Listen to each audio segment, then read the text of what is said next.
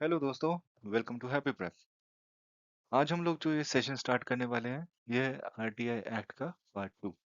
तो अगर आपने आरटीआई पार्ट 1 नहीं देखा है, तो आई रिक्वेस्ट कि आप पहले उधर जाइए, वो वीडियो को देखिए, क्योंकि उस वीडियो में हमने आरटीआई की हिस्ट्री बहुत अच्छे से डिस्कस कर रखी है। उस हिस्ट्री को हमने ग्लोबल प्लस इंडियन पर्सपेक्टिव से डिस्कस कर रखा है, प्लस और भी बहुत सारे इंडियन हिस्ट्री कैसे कवर की गई है, वो सब बहुत अच्छे से उसमें हाईलाइटेड है। तो अगर आप डायरेक्टली ये वीडियो देखेंगे तो मे बी आपको वो सारी इन्फॉर्मेशन समझ ना आए, उसका कनेक्शन बैकग्राउंड समझ ना आए। तो बेटर है, वो काफी इंटरेस्टिंग वीडियो है, आई एम श्योर दैट आप लोगों को पसंद आएगी। तो पहले उधर जाके वो पार्ट 1 देखिए और फिर इधर आइए। So well, coming back to this video, let's get started. तो किसी भी एक्ट को पढ़ने से पहले देखो हमें उसका फ्रेमवर्क समझना पड़ता है, जो सबसे इम्पोर्टेंट पार्ट है। तो इसीलिए हम जब आरटीआई एक्ट भी करेंगे, तो हम इसका पहले स्केलेटल फ्रेमवर्क देखेंगे और फिर हर एक टॉपिक को डिटेल में कवर करते हुए चलेंगे। सबसे पहले इस एक्ट के कुछ इंपॉर्टेंट फैक्ट्स हमें देखने हैं। ये जो फैक्ट्स आप अभी स्क्रीन पे देख रहे हैं, इसमें से बहुत सारे फैक्ट कितनी बार डायरेक्ट क्वेश्चन आपके एग्जाम में आते हैं। सिंपल सा क्वेश्चन है कि how many sections are there in the act, how many schedules are there. So ये एक डायरेक्ट क्वेश्चन है, तो अगर आपको मालूम है तो ही आप उसको आंसर कर पाएंगे। फॉर एग्जाम्पल, शेड्यूल 2 किससे रिलेटेड है, राइट? तो इन केस अगर आपको ये मालूम है तो ही आप उसका रिप्लाई कर पाएंगे, आंसर सबमिट कर पाएंगे, अदरवाइज वो नहीं हो पाएगा आपसे। तो हम ये क्विकली देखेंगे कि ये date of enactment of this act is 15 June 2005। Implementation date is 12 August 20 October 2005। There are 6 chapters, 31 sections, and 2 schedules. The first schedule is about the oath and affirmations by the commissioners, and schedule 2 is the exempted organizations from the RTI Act. ठीक है, simple है। आगे चलते हैं। तो पहले हम सारे स्केलेटल ओवरव्यू देखेंगे, उसके बाद हम ट्रिकल डाउन करते हुए फर्दर चीजों को कवर करेंगे। तो हमने देखा टोटल 6 सेक्शंस हैं उसमें, टोटल 6 सेक्शंस। 6 सेक्शन में आप जब देखेंगे तो हमें हर चैप्टर में कितने सेक्शंस हैं उसको सिंपल से याद रखने का आपको एक ट्रिक है, जो आपने सुना होगा, 9 2 11। तो हमें बस उसे 2 9 11 करना है, मीन्स 2 9। 9 को 3 पार्ट में स्प्लिट करेंगे, 3 3 3 एंड 11। दैट मीन्स चैप्टर 1 में 2 सेक्शंस हैं, चैप्टर 2 में 9 सेक्शंस हैं, चैप्टर 3 4 5 में 3 3 3 सेक्शंस हैं, एंड लास्ट में जो चैप्टर 6 है उसमें 11 है। तो 2 9 3 3 3 11। ये एक सिंपल सा कोड है जो आपको याद रखना है। अब ये क्यों इतना इंपॉर्टेंट है? क्योंकि अगर सपोज क्वेश्चन आपका सेंट्रल इंफॉर्मेशन कमीशन से है कि वो किस सेक्शन में बताया गया है, तो उसमें ऑप्शन आएंगे आपका चैप्टर सेक्शन 4 12 18 एंड 27। तो अगर आपके पास ये कोड आपको याद है, 2 9 3 3 3 11, तो आपको पता है कि पहला चैप्टर में 2 है, फिर 9 है, और वो कौन कौन सा है? पहला chapter preliminary, chapter 3 is about CIC. तो चैप्टर 3 में आपके 3 आते हैं, तो 2 + 9 11, तो 12 13 14 जो सेक्शन रहेंगे वो चैप्टर 3 में रहेंगे। तो कोई भी ऑप्शन जो 12 13 14 में से उसमें ऑप्शन क्वेश्चन में रहेगा, वो ही उसका आंसर होगा। तो इस तरीके से वो आपको हेल्प करेगा। अब ये चैप्टर्स कैसे आपको याद रखने हैं? तो किसी भी एक्ट को आप देखेंगे, चाहे वो ईएसआईसी एक्ट हो, पीएफ एक्ट हो, फैक्ट्रीज एक्ट हो, कोई भी हो, उसमें chapter 1 is always preliminary. Preliminary में आपके केवल 2 ही सेक्शन होते हैं हमेशा, जो उसका टाइटल डिफाइन करते हैं, प्लस सेकंड सेक्शन जो होता है वो आपका डेफिनेशन। ये सभी एक्ट का बता रहा हूँ मैं आपको। लाइकवाइज जो लास्ट चैप्टर होता है, इट्स ऑलवेज मिसलेनियस। तो इफेक्टिवली आपने 6 सेक्शन में से दो चैप्टर आपने याद कर लिया, first one and last one. जो चैप्टर 3 4 है वो है CIC plus state information commission. तो चैप्टर 2 आपको बताएगा obligations of public authority, and chapter 5 आपको बताएगा पावर्स ऑफ द कमीशन। तो ये हमें बेसिक चीजें हैं जो अपने माइंड में अपने हिसाब से याद रखने का तरीका आपको डेवलप करना है। और ये जो ट्रिक बताई आपको, 2 9 333 2911 हुआ है, यहाँ पे आपको याद करना है। ठीक है, अब हम लोग फर्दर ट्रिकल डाउन करते हुए चलते हैं इंडिविजुअल चैप्टर्स की तरफ, राइट।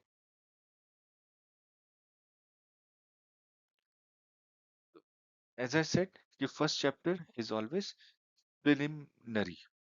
तो इसमें हमारा दो सेक्शन है। फर्स्ट सेक्शन जो बताता है वो बोलता है कि the name of this act is right to information act 2005 and it extends to the entire country. After the पहले जम्मू एंड कश्मीर इसके परव्यू में नहीं आता था। एब्रोगेशन ऑफ आर्टिकल 370 जब हुआ है, उसके बाद से JNK is also part of this. So now effectively entire country is covered under this, right? Second section is always about definitions. तो जब हम definition क्यों important होती है, because ये एक direct information provide करती है without leaving any kind of interpretation. ठीक है, तो पहला पहला सबसे important definition है 2A, which is the appropriate government. तो appropriate government क्या होती है? ये सेंट्रल गवर्नमेंट रहेगी या स्टेट गवर्नमेंट रहेगी, depending on the relation with the public authority. किस टाइप का relation? Whether this public authority is established, constituted, controlled और फंडेड। ये चार तरह की डिपेंडेंसी है। कौन कौन सी? एस्टैब्लिश्ड, कॉन्स्टिट्यूटेड, कंट्रोल्ड और फंडेड बाय द गवर्नमेंट। तो अगर कोई ऐसी पब्लिक अथॉरिटी जो सेंट्रल गवर्नमेंट ने स्टैब्लिश करी है, तो उस केस में सेंट्रल गवर्नमेंट, एंड लाइकवाइज अगर स्टेट गवर्नमेंट ने फंड कर रखी तो state government. Moving forward, 2F is about information. तो इंफॉर्मेशन क्या है? In short, any material in physical और इलेक्ट्रॉनिक फॉर्मेट। तो एनी इंफॉर्मेशन मटेरियल क्या क्या हो सकता है? जैसे रिकॉर्ड हुआ, डॉक्यूमेंट हुआ, कोई मैन्युस्क्रिप्ट हुई, माइक्रोफिल्म हुई, ईमेल हुआ, आपका लेजर हुआ, लॉगबुक हुआ, एनीथिंग जो आप प्रोड्यूस कर सकते हैं इन पार्लियामेंट, वो एज अ इंफॉर्मेशन आपकी होती है। लाइकवाइज 2H डिफाइन करता है पब्लिक अथॉरिटी को। Any public authority, any authority which is established, is constituted under constitution और बाय एनी लॉ और एक्ट ऑफ द पार्लियामेंट और स्टेट लेजिस्लेचर, उन्हीं को पब्लिक अथॉरिटी डिफाइन किया जाता है। Next important is your 2J which is right to information. Right to information में right to information में ये बताया जाता है कि जब आपको ये राइट मिलता है तो आप क्या क्या कर सकते हैं। तो आप एज एन एप्लीकेंट, आपके पास क्या राइट होते हैं? आप जाके वो रिकॉर्ड्स इंस्पेक्ट कर सकते हैं, उनका नोट ले सकते हैं, उनकी सर्टिफाइड कॉपीज आप ऑब्टेन कर सकते हैं, चाहे वो फिजिकल फॉर्म में है या इलेक्ट्रॉनिक मोड में। तो depending on the quantum of the information आपको वो फीस बताएंगे कि भाई इतना चार्जेस है। फॉर एग्जाम्पल, जब आप A4 शीट में प्रिंट आउट लेते हैं तो इट इज लाइक ₹2 पर शीट आपको प्रिंट आउट चार्ज फीस देनी पड़ती है। तो ये आपके राइट है कि किस तरीके से आप इंफॉर्मेशन को एक्सेस कर सकते हैं। Next important is 2N, which is about the third party. Third party का एक सेपरेट सेक्शन है जो हम लोग आगे कवर करेंगे, बट इन्होंने शॉर्ट में एक डेफिनेशन दे रखी है that third party is person which is other than the citizen making the request. ठीक है, मैं किसी दूसरे के बारे में अगर इंफॉर्मेशन मांगता हूँ other than the public authority, तो वो थर्ड पार्टी मानी जाती है। फॉर एग्जाम्पल, एक मेरा डिपार्टमेंट एक्स है एंड मैं एक्स के अलावा वाई की इंफॉर्मेशन मांगता हूं, तो that will be considered as a third party information. Now हमारे इसमें आगे जो हमने सेक्शन देखा है कि सेक्शन 3 और 4 हमारा CIC और स्टेट इंफॉर्मेशन कमीशन का है, तो उनकी इन्होंने डेफिनेशन भी दे रखे थे। What is CIC? It is under section 12। State information commission, it is under section 15। जो CPIOs और स्टेट PIOs प्लस जो APIOs बनाने हैं, वो अंडर सेक्शन 5 में उनकी डेफिनेशन दे रखी है। ठीक है, ये आपको जस्ट अपने रेफरेंस के लिए हमेशा याद रखने की जरूरत है। तो यहाँ पे हमारा चैप्टर 1 खत्म होता है। Let's go to section chapter 2।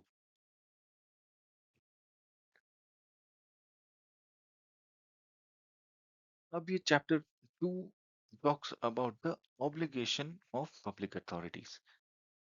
तो सबसे पहले हम इसको इसी इसी पर्टिकुलर सेक्शंस को अरेंज कर रखा है, क्योंकि अंडरस्टैंडिंग प्लस आपको समझने में इजी रहेगा, इसलिए। तो पहला इसमें बता रखा है राइट टू इंफॉर्मेशन।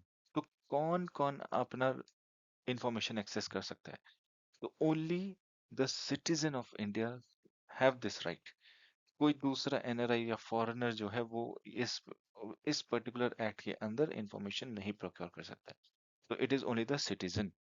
तो obligation of public authorities under section 4 क्या बोलता है? वो ये बताता है कि पब्लिक अथॉरिटीज ऑब्लिगेटेड है वॉलेंटरली इंफॉर्मेशन प्रोवाइड करने के लिए to the public at regular intervals. उनको कौन सी इंफॉर्मेशन? इंफॉर्मेशन जैसे उनकी डिपार्टमेंट में कौन लोग काम करते हैं, उनका डेजिग्नेशन क्या है, उनको उनको कैसे कांटेक्ट किया जा सकता है, उनके रूल्स क्या है, प्रोसीजर क्या है, अपॉइंटमेंट के, रिलीविंग के, ट्रांसफर के, और कितना किसी पर्टिकुलर चीज के लिए, स्पोर्ट्स वेलफेयर के लिए कितना बजट एलोकेट किया जाता है।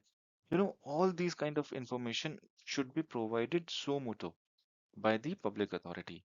अब ये सारी इंफॉर्मेशन प्रोवाइड करने के टाइम पर उनको कुछ बेसिक चीजें ध्यान रखनी चाहिए, that they should consider the cost effectiveness plus the method of communication plus the local language. इनको ये परस्यू करना चाहिए कि लोगों को ये अवेयर करवाया जाए कि राइट टू इंफॉर्मेशन एग्जिस्ट करती है। तो उनको पब्लिसाइज करना चाहिए। ये आप किसी भी पब्लिक गवर्नमेंट डिपार्टमेंट में जाते हैं तो आपको आरटीआई का एक बैनर डेफिनेटली उनके रिसेप्शन पे मिलेगा। आप किसी भी अथॉरिटी पे जाके देखिए। तो ये उनका इनिशिएटिव है, this is the obligation of public authority to publicise this particular act. ठीक है। Next section 5 talks about the PIOs. तो कोई भी जो गवर्नमेंट अथॉरिटी होती है उसके ऑब्वियसली, फॉर एग्जांपल अगर हम आरबीआई लेते हैं तो आरबीआई का main headquarter is in Mumbai, लेकिन उनके बहुत सारे अदर रीजनल ऑफिसेज हैं। तो हर एक रीजनल ऑफिस का, for example again ESIC head office is in Delhi, but हर एक जो स्टेट्स हैं उसमें एक उनका हेड ऑफिस है, हेड ऑफिस के बाद रीजनल ऑफिसेज हैं। तो जो सेंट्रल पीआईओ रहेगा वो अपने जो हर एक स्टेट में जो अथॉरिटी है उनको एज अ सीपीआईओ अपॉइंट किए जाएंगे। ठीक है। एंड यही लोगों को अथॉरिटी है टू प्रोवाइड द इंफॉर्मेशन।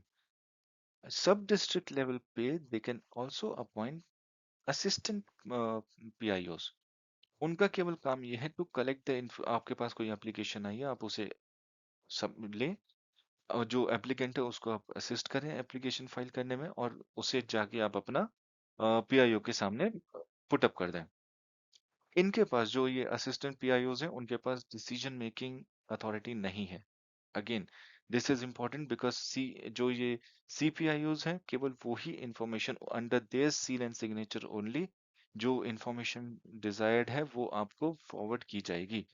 केवल APIOs are not authorized to provide the information under any circumstances. तो APIO क्या करेगा? विद इन 5 days जो उन्होंने एप्लीकेशन मिली है it should be forwarded to the CPIO, right? तो अगर ये जो CPIO है उनको ऐसा लगता है कि weather he need assistance from any other officer in discharging his duty, तो वो दूसरे ऑफिसर से रिक्वेस्ट करेंगे कि भाई आई नीड योर हेल्प। तो अगर ऐसी सिचुएशन अराइज होती है तो that the person who is assisting this CPIO will act as a CPIO. Okay, तो अब उनकी रिस्पॉन्सिबिलिटी बन जाती है to dispose this RTI in a proper manner, in a timely manner. Okay, now next section is section 6 which says about request for obtaining information। ये एक simple सा procedure बताता है कि सामने वाला किस तरीके से किस फॉर्म में अपनी इंफॉर्मेशन मांग सकता है। तो सिंपल है, अपनी एप्लीकेशन को आप किसी भी ऑफिशियल लैंग्वेजेस में जो है वो आप सबमिट कर सकते हैं। आपसे कोई भी रीजन नहीं मांगा जाएगा कि आप क्यों सबमिट कर रहे हैं, आपसे कोई पर्सनल इंफॉर्मेशन नहीं मांगी जाएगी अदर देन द इंफॉर्मेशन जो आपको कांटेक्ट करने में काम आ सकती है। अगर सपोज कोई इंफॉर्मेशन आप जो सीख कर रहे हैं वो किसी दूसरी पब्लिक अथॉरिटी से रिलेटेड है, तो this CPIO should transfer that application to the concerned public authority within 5 days। ठीक है। Disposal of request. तो any RTI should be disposed within 30 days. तो जो हमने एडिशनल अभी ऊपर हमने कुछ एग्जांपल्स देखे इन केस ऑफ एपीआईओ, अगर एपीआईओ के पास होता है तो ये दीज 5 days आर एडेड। ठीक है, तो 30 + 5 35 days में ये इंफॉर्मेशन उनको मिलेगी। इन केस ट्रांसफर होता है तो ये 5 days दूसरी पब्लिक अथॉरिटी के पास ट्रांसफर होंगे, तो these 5 days are added, so again 35 days में आपको इन्फॉर्मेशन मिलेगी। तो जनरली 30 days का टाइम लिमिट होता है टू प्रोवाइड द इन्फॉर्मेशन। अगर इंफॉर्मेशन जो मांगी गई है it pertains to life and liberty, तो विद इन 48 hours आपको इंफॉर्मेशन प्रोवाइड करनी पड़ेगी। ठीक है, जो ये एप्लीकेशन हम सबमिट कर रहे हैं उसकी fees 10 rupees. For below poverty line applicant there is no fees. Likewise अगर कोई इंफॉर्मेशन रिजेक्ट हो जाती है तो जो सीपीआईओ है he should specify the reason कि भाई हम आपको ये इंफॉर्मेशन क्यों नहीं दे रहे हैं। वो रीजन स्पेसिफाई होना चाहिए, प्लस उनको वो बताना चाहिए कि अपील उसके बाद नेक्स्ट स्टेप क्या वो फॉलो कर सकते हैं, plus the detail of the appellant authority. अगर कुछ और भी सिचुएशन आती है कि भाई वो इंफॉर्मेशन नहीं प्रोवाइड कर पा रहे हैं, फॉर एग्जाम्पल उन्होंने बहुत बल्कि डिटेल मांगी है तो उनके लिए सपोज 1000 प्रिंट आउट लेना है, तो इन दैट केस सीपीआईओ एप्लीकेंट को इन्फॉर्म करेंगे कि भाई तुम्हारा इतना पेजेस का प्रिंट आउट आ रहा है, आपको इतनी फी पे करनी है। ठीक है, तो वो फी भी डिफाइन करेंगे और वो सारे चीज आपको पहले इन्फॉर्म करेंगे, उसके बाद वो जब फी रिसीव हो जाएगी then the information will be disbursed. तो ये सिंपल सी चीजें हैं अबाउट द डिस्पोजल। ठीक है, अपील अगेन वो नेक्स्ट चैप्टर में कवर्ड है, अपील वाला part. Next is exemption from disclosure of information. तो जैसे ही हम इंफॉर्मेशन बोल रहे हैं कि आप कौन कौन सी इंफॉर्मेशन ले सकते हैं, जैसे हमने रिकॉर्ड्स पढ़े, पीछे इंफॉर्मेशन की डेफिनेशन पढ़ी, तो लाइकवाइज कुछ ऐसी इंफॉर्मेशन है जो एक पब्लिक अथॉरिटी जो है वो उसको डिस्क्लोज नहीं कर सकती है। अब कुछ ऐसी इंफॉर्मेशन जो इंडिया की सॉवरेनिटी और इंटीग्रिटी को अफेक्ट करती है, या कोई ऐसी इंफॉर्मेशन जो कोर्ट ने स्पेसिफिकली फोरबिडन कर रखी है टू डिस्क्लोज, जैसे, तो वो सब हम कवर करते हैं अंडर सेक्शन 8। तो और भी इसमें और भी बहुत सारे बहुत सारे एग्जांपल आते हैं, जैसे ट्रेड सीक्रेट हुआ, फिड्यूशियरी रिलेशनशिप हुआ, privileges of the parliament and state legislature हुआ, तो ये सारी इंफॉर्मेशन एग्जेम्प्टेड रहती है फ्रॉम डिस्क्लोजर ऑफ इंफॉर्मेशन। अब फॉर एग्जांपल अगर कोई एक्ट पास हो रहा है तो उस एक्ट के डिस्कशन होने तक कोई इंफॉर्मेशन रिलीज नहीं की जाएगी, बट अगर वो एक्ट इम्प्लीमेंट हो जाता है, मींस वो लागू हो गया है, उसके बाद कोई आरटीआई डाली जाती है उसके बारे में, then that particular information can be provided. लेकिन डिस्कशन फेज में अगर कोई उसकी इंफॉर्मेशन मांगता है तो that information will be denied. Likewise but इन सभी के ऊपर एक मेजर आता है which is called overall public interest. अगर पब्लिक इंटरेस्ट सीपीआईओ ये जस्टिफाई कर पाता है that the public interest over power any other things, तो वो एनी ये इंफॉर्मेशन से डिक्लेयर की जा सकती है। ठीक है, नाउ सेक्शन सेक्शन 10 जो बोला जाता है वो ये कहता है कि सपोज किसी ने 20 पेज की इंफॉर्मेशन प्रोवाइड की है।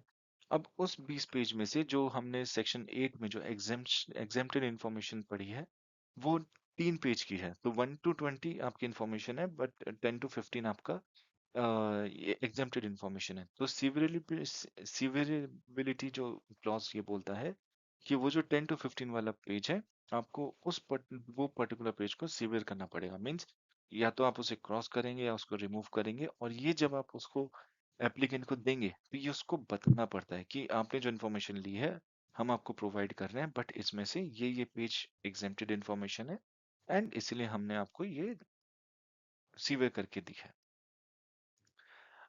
अब जो हमने थर्ड पार्टी इंफॉर्मेशन हमने डेफिनेशन में पढ़ी थी, अब ये सबसे इंपॉर्टेंट एस्पेक्ट आ जाता है। क्यों? क्योंकि हमने डेफिनेशन पढ़ी थी कि थर्ड पार्टी इंफॉर्मेशन और सिटीजन प्लस जो पब्लिक अथॉरिटी है उसके अलावा कोई इंफॉर्मेशन मांगता है, that is considered as third party information. But इसका एक सिंपल सा प्रोसीजर है कि अगर कोई एप्लीकेशन आती है तो सीपीआईओ उस थर्ड पार्टी को विद इन 5 डेज एक रिटन ऑर्डर लिखेगा, रिटन नोटिस सबमिट करेंगे। वो रिसीव होने के with in 10 days this third party should reply whether this information should be provided or should be denied. तो ये 10 days plus regular 30 days, the CPIO has to make a decision within these 40 days. Decision about whether ये information provide करनी चाहिए या नहीं करनी चाहिए। ठीक है। और जब वो डिसीजन पास कर रहे हैं, जो भी डिसीजन पास कर रहे हैं, it should be informed and communicated to the third party also. अब इस पर्टिकुलर एस्पेक्ट से रिलेटेड हमारे पास कुछ कोर्ट केसेस हैं, जैसे दिल्ली हाई कोर्ट ने बहुत सारे केसेस में यही स्पेसिफाई कर रखा है और बहुत बार इसको स्ट्रेस किया गया है that the procedure related to third party should be followed by the CPIOs. Procedure क्या है, जो अभी हमने डिस्कस किया कि पहले एक नोटिस जाएगा विद इन 5 डेज, 10 डेज के अंदर उसका रिप्लाई आना चाहिए, and justifying the larger public interest, अगर वो डिसीजन ले सकते हैं तो सीपीआईओ डिसीजन लेंगे। तो ये एक प्रोसीजर है, तो ये फॉलो करना चाहिए सीपीआईओस को in when the information is related to third party. Likewise एक ये गिरीश रामचंद्र देश पांडे केस है जिसमें सुप्रीम कोर्ट ने बोला है कि कोई भी इंफॉर्मेशन जो हम पर्सनल इंफॉर्मेशन कंसीडर कर सकते हैं, क्योंकि हमने एक ऊपर सेक्शन में सेक्शन 6 में हमने पढ़ा था कि हम कोई भी पर्सनल इंफॉर्मेशन नहीं मांगेंगे। तो लाइकवाइज इस केस में सुप्रीम कोर्ट ने जस्टिफाई किया था कि अगर कोई भी एक ऐसी इंफॉर्मेशन है जो पर्सनल इंफॉर्मेशन का पार्ट बनती है, वो एग्जेम्प्टेड है इंफॉर्मेशन के पॉइंट ऑफ व्यू से। लाइकवाइज एक अनदर इम्पोर्टेंट जजमेंट था जिसको central CBSE versus Aditya Bandopadhyay case बोला जाता है। इसमें भी सुप्रीम कोर्ट ने बोला था कि अगर कोई रिकॉर्ड फिड्यूशियरी कैपेसिटी में है तो उन्हें भी एग्जेम्प्टेड डिक्लेयर किया जाएगा। ठीक है। अब इस पॉइंट पे मैं जस्ट एक चीज बताना चाहता हूँ, यही कोर्ट केसेस के ऊपर 2024 में डीआरडीओ सीनियर एडमिनिस्ट्रेटिव ऑफिसर का जो एग्जाम हुआ था उसमें एक डायरेक्ट क्वेश्चन आया था। बहुत सिंपल टू द पॉइंट एक क्वेश्चन था कि इसमें से कौन सा आपको ये पर्सनल इंफॉर्मेशन से रिलेटेड एक कोर्ट केस है। अगर किसी ने ये वीडियो तब देखी होती तो वो आंसर कर सकते थे, एंड अगर आप अभी भी देखते हैं तो अभी भी आप इन फ्यूचर ये सारे कोर्ट केसेस आपको समझ में आएंगे। हमने ये 3 केसेस हमने यहाँ इस वाले वीडियो में करे, एंड आई थिंक 2 और 3 केसेस हमने प्रीवियस केस में पहली वाली पार्ट ए में किया था, पार्ट 1 में किया था। तो it's better that you go through both the videos because we are covering this particular topic in detail. तो आपको डेफिनेटली कुछ नया सीखने को मिलेगा, और इन्हीं दोनों वीडियो से आपको काफी क्वेश्चन आप एक्सपेक्ट कर सकते हैं इन कमिंग एग्जाम्स। ठीक है। तो going forward, next chapter is chief information commission. Again this is all factual, तो इसमें हम ज्यादा टाइम नहीं लेंगे। तो सेक्शन 12 बोलता है कि हमारे पास एक चीफ इंफॉर्मेशन कमीशन होना चाहिए, उसमें मैक्सिमम 11 मेंबर्स रहेंगे। तो एक हमारा रहेगा chief information commissioner, maximum 10 information commissioners रहेंगे। So maximum capacity is 11, minimum can be 1। ठीक है। अब ये अपॉइंट कौन करता है इन्हें, सेंट्रल वालों को प्रेसिडेंट करेंगे और स्टेट वालों को गवर्नर करेंगे। ये एकदम सिंपल सा बना के रहिए। तो by the president on recommendation of a committee. तो कमिटी में कौन कौन रहेगा, प्राइम मिनिस्टर रहेंगे जो इसके चेयरमैन रहेंगे, plus leader of opposition in Lok Sabha, plus एक यूनियन कैबिनेट मिनिस्टर जो आपको प्राइम मिनिस्टर रिकमेंड करेंगे। अब ये उनके कुछ और कंडीशंस हैं कि that person should be eminence in public life with wide knowledge and experience in law, science, technology, social service, management, journalism, mass media and administration and governance। ठीक है। ये कुछ ज्यादा इंपॉर्टेंट नहीं है। अब ये टर्म इंपॉर्टेंट है, टर्म्स ऑफ ऑफिस।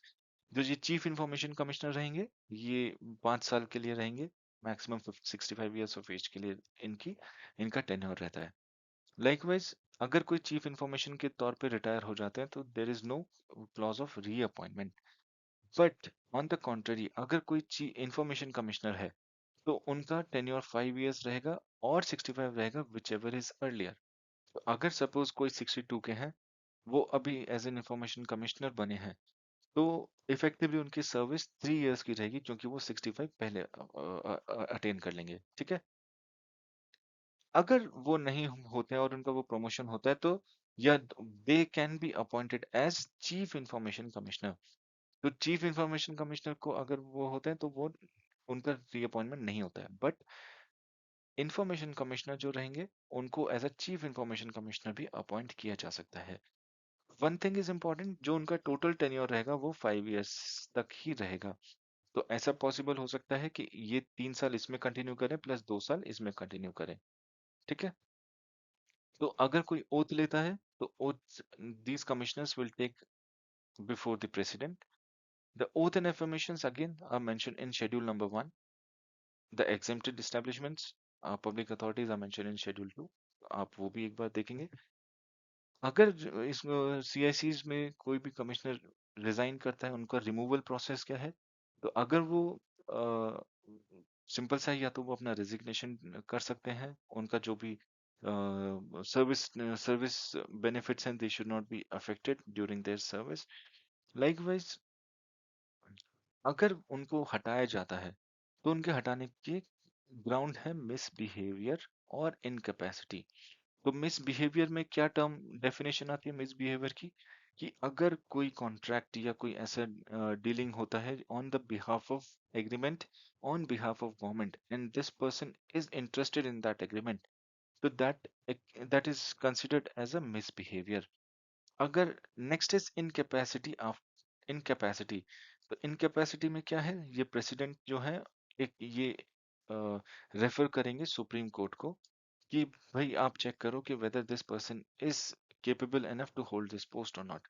तो सुप्रीम कोर्ट अपनी इन्वेस्टिगेशन करेंगे, then the supreme court will submit his report to the president, जो वो बताएंगे कि whether this person is capable to hold this post or not। तो वो किस बेसिस पे करेंगे? तो वो ये बताएंगे कि whether this person is adjudged insolvent or not, अगर कोई वो convicted है या नहीं है। तो ये सारे चीजों पे उन सबको रिमूव किया जा सकता है। जब तक कि सुप्रीम कोर्ट की इंक्वायरी चल रही है, during this period the commissioners can be suspended also by the president. ठीक है। ये चीफ इंफॉर्मेशन कमिश्नर का, इनका सब कुछ कॉपी पेस्ट स्टेट लेवल पे जाएगा, जो चैप्टर 4 रहेगा, which is called state information commission. तो again, one chief information commissioner and maximum 10 in state information appointed by the governor.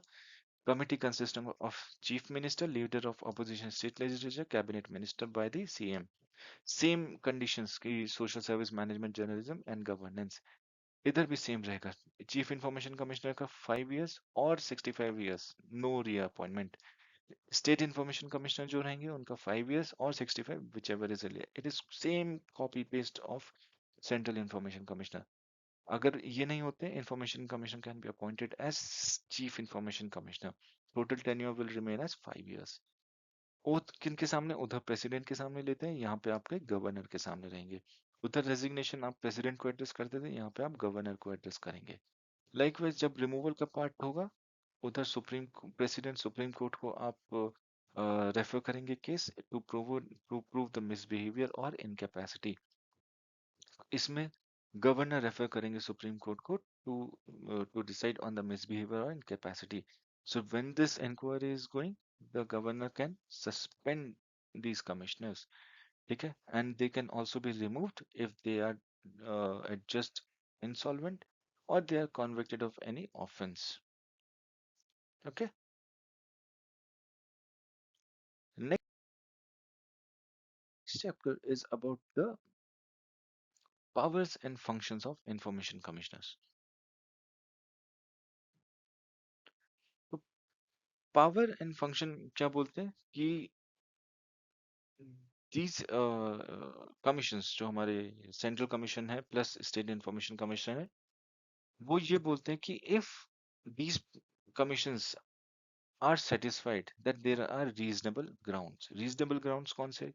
कि भाई जो हमारा CPIO है, उन्होंने इंफॉर्मेशन नहीं दी है, उन्होंने RTI एप्लीकेशन एक्सेप्ट ही नहीं करी है, उन्होंने सब कुछ रिफ्यूज कर दिया कि हम इंफॉर्मेशन नहीं देंगे, उन्होंने कोई रिस्पॉन्स ही नहीं करा है, तो ये सारे जो भी केस आते हैं कि कोई भी इंफॉर्मेशन आपको दी गई है वो मिसलीडिंग इंफॉर्मेशन दी गई है, तो जब ये सारे ग्राउंड्स बनते हैं and if the commission is satisfied, so they can initiate an inquiry. So inquiry, they act in the capacity of a civil court. ठीक है? Under this court, they also have the authority to summon the individuals.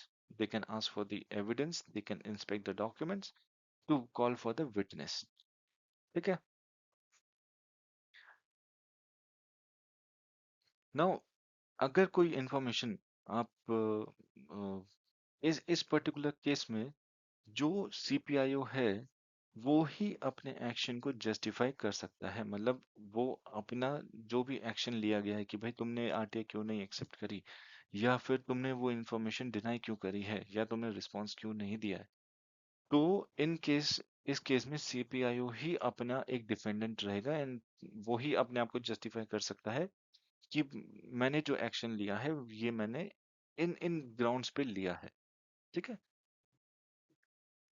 जब appeal की बात आती है तो अगर suppose एक डिसीजन 30 डेज के अंदर ले लिया गया है, तो एप्लीकेंट क्या कर सकता है, या तो वो जो रिप्लाई है उससे सेटिस्फाई होकर बैठ जाए, बट अगर उसका वो रिप्लाई सेटिस्फाइड नहीं है या उनको कोई इंफॉर्मेशन मिली ही नहीं है, तो he can file the appeal, first appeal with the first appellate authority with in 30 days. तो 30 डेज के खत्म होने के बाद अगर फिर से कोई वो अनसेटिस्फैक्टरी रिप्लाई आता है या नहीं आता है जो ऑर्डर पास करते हैं ये first appellate authority, second appeal file की जा सकती है विद इन 90 डेज। ठीक है? अब एक बहुत इंपॉर्टेंट एस्पेक्ट है कि इन केस कोई इंफॉर्मेशन प्रोवाइड ही नहीं करता है, वो कोई एक्शन ही नहीं लेते हैं, तो पहला तो केस है कि वो इंफॉर्मेशन प्रोवाइड करते हैं, सेकंड केस है कि वो ट्रांसफर करते हैं, ट्रांसफर करें दूसरी पब्लिक अथॉरिटी को। जो थर्ड केस है जो ये बोलता है कि वो इंफॉर्मेशन देते ही नहीं है, मतलब डिनाई करते हैं, नो कोई एक्शन नहीं लिया उन्होंने 30 डेज तक, तो एप्लीकेंट अगर चाहे तो वो डायरेक्टली स्टेट इंफॉर्मेशन कमिश्नर या सेंट्रल इंफॉर्मेशन कमीशन को डायरेक्टली अपनी अपील फाइल कर सकता है, इसमें कोई टाइम लिमिट नहीं है। तो वो किस केस में, अगर इन 30 डेज के अंदर कोई एक्शन नहीं लिया जाता है या इंफॉर्मेशन डिनाई कर दी जाती है। ठीक है? अगर कोई एक्शन लिया गया है और अनसेटिस्फैक्टरी मिसलीडिंग इंफॉर्मेशन या कोई दूसरा कुछ रीजन है, उसमें अपील के ही थ्रू ही आप फर्दर कैरी फॉरवर्ड करेंगे इस अपील प्रोसेस को। ठीक है? तो इन ये जो कमीशंस हैं इनके पास फर्दर पावर होती है टू इम्पोज पेनल्टी। तो अगर किसी ने ये इंफॉर्मेशन डिनाई कर दी है या उनको गलत misreading information misleading information provide करी है, तो and if this the commission is satisfied कि इन्होंने ये किया है, तो वो पर डे 250 रुपीज का पेनल्टी लगा सकते हैं, and this quantum can reach maximum of accumulation of 25,000 rupees. ठीक है? अगर सी जो हमारा ये जो कमिश्नर कमीशन है इनको ये लगता है कि जो ये सीपीआईओ है ये डिलिबरेटली कंसिस्टेंटली ये चीज कर रहे हैं, means they are consistently refusing the information, they are not taking timely decision, they are not producing information, so in that case they can recommend for the disciplinary action also against that CPIO as per the rule provision of the public authority। ठीक है? तो ये बहुत stringent actions भी ले सकते हैं।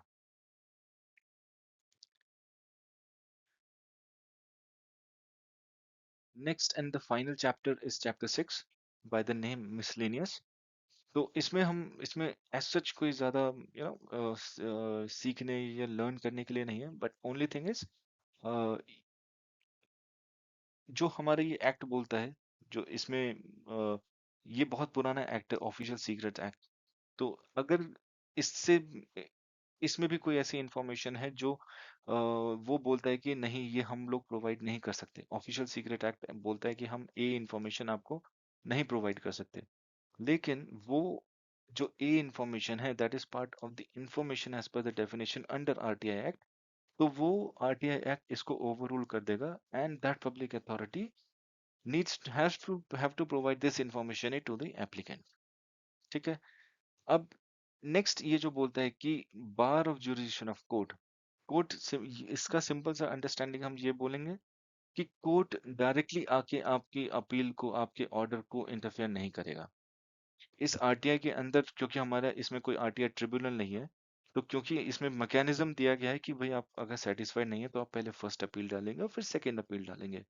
तो इन केस अगर कोई सेकंड अपील के बाद भी सेटिस्फाइड नहीं है, then only they can approach to the higher court which is the High Court, और in extraordinary situation to the supreme Court.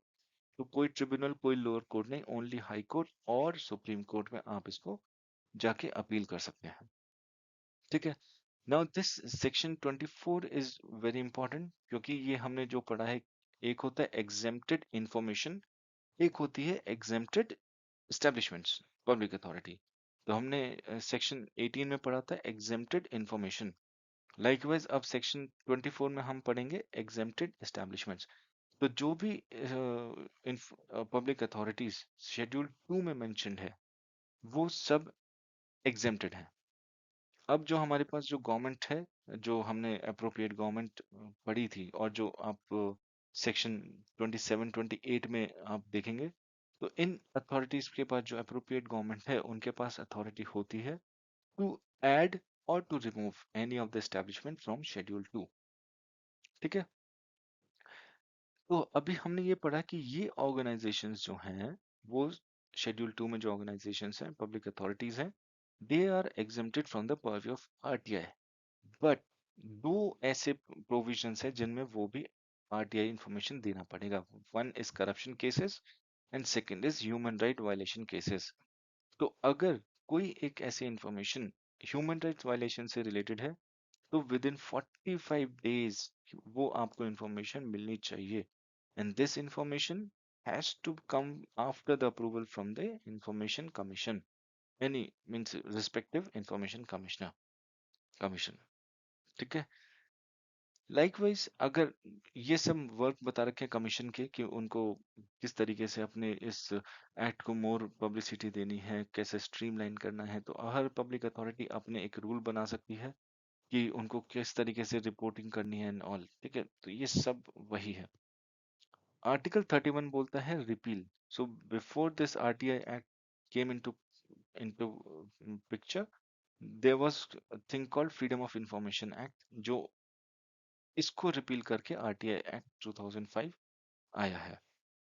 तो यहाँ पे हमारे जो उसके 6 चैप्टर्स हैं, 31 सेक्शंस हैं, वो हम लोग यहाँ कवर करते हैं। ये वाला चार्ट आपने बहुत सारे वीडियोस में, रील्स में देखा है। तो दिस इज इम्पोर्टेंट, क्योंकि ये एक आपको क्रिस्प आइडिया देता है कि एक आरटीआई का जो प्रोसेस है वो किस तरीके से जाता है, कि अगर एक आरटीआई देता है तो उसके पास कौन कौन से ऑप्शन है, कितना टाइम लगता है, कितनी टाइम में अपील कर सकती है। तो ये कंसोलिडेटेड फ्लो चार्ट है, जो आपको क्विक अंडरस्टैंडिंग में या क्विक रिवीजन में एग्जाम टाइम में हेल्प कर सकता है। लाइकवाइज ये हमने पार्ट 1 में भी कवर कर रखा है कि आरटीआई को एप्लीकेशन फाइल करने का प्रोसेस क्या है, कि तो ये आप इसे जस्ट गो थ्रू कर सकते हैं to understand the process how to file the information RTI application. तो ये सेशन काफी लंबा हुआ है, तो but I just urge you, request you that you continue this video, इसे पूरा देखें। एंड आई होप दैट आपको इस सेशन से काफी कुछ नया लर्निंग मिला होगा, and I am sure that ये आपके किसी भी पर्टिकुलर एग्जाम के लिए सफिशिएंट फॉर्डर प्रोवाइड करेगा to answer any any of the question related to this RTI act. आने वाले सेशन में हम कुछ सैम्पल क्वेश्चंस और टेस्ट मटेरियल ये सब भी देखेंगे। तो let's just wait for the date for the exam, जो हम आने का वेट करेंगे। तो for the time being, thank you and happy learning.